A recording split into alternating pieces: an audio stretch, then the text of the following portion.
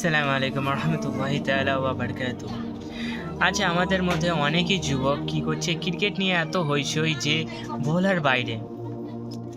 আমি বুঝছি না এত হইচই কেন ভাই, এত বড় জুয়া, এত বড় হারাম কাজ নিয়ে এত হইচই কিসের জন্য, কি কারণে সেটা তো আমাকে বুঝাবে। আজ তুমি ক্রিকেটে ইন্ডিয়া ওয়ার্ল্ড কাপে হেরে গেছে, তো তুমি আজ স্যাডনেস হচ্ছে ভাই। তুমি যদি আজকে লোক দারু না খাই, তুমি কি স্যাডনেস হবে? তবে ভাই দারু থেকে বড় গুনাহ হলো এটা ক্রিকেট। ক্রিকেট হলো নম্বর ওয়ান জুয়া। কেন বলো তো, আজকে প্রতিনিয়ত প্রতিদিন কোটি কোটি টাকার জুয়া খেলা হয়, তার সাহায্যে জুয়া খেলা হয়। কোম্পানি কোটি কোটি টাকা লাগাই দুজনের টিমের মধ্যে। আজ কত মুসলমান দেখছো ক্রিকেট খেলছে না, তারা হারাম কাজ করছে, আর তারা প্রুভ করে কি আমি খেলার মাঠে সিজদা দিচ্ছি, আমি মুসলিম। ভাই কে বললো তুমি মুসলিম? নাউজুবিল্লাহ, তুমি কুফরি করছো ভাই, কুফরি। যেটাকে বলে ইনকামের জন্য, একটু ফ্যান ফলোয়ার বাড়াবার জন্য তুমি ক্রিকেটের মাঝে সিজদা করছো।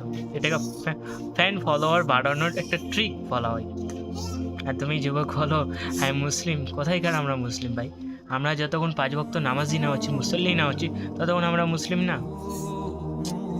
যারা এখন ক্রিকেটের সঙ্গে আছে ভাই, প্লিজ ক্রিকেটটিকে কুইট করো, ক্রিকেট খেলা দেখা ছেড়ে দাও। কেননা ভাই হারাম কাজের সঙ্গে লিপিবদ্ধ থাকলে আল্লাহ সুবহানাহু ওয়া তাআলা গুনার খাতাতে তোমার আমল নামায় গুনাহ লিখতে থাকবে ফারিস্তা। তো আশা করি ক্রিকেট থেকে কুইট করবা সবাই। আর যদি বুঝতে না পারো কমেন্ট করতে পারো, আরও লম্বা একটা ভিডিও বানিয়ে দেবো। এখন সময় একটু কম আছে, তাই জন্য ছোট ভিডিও।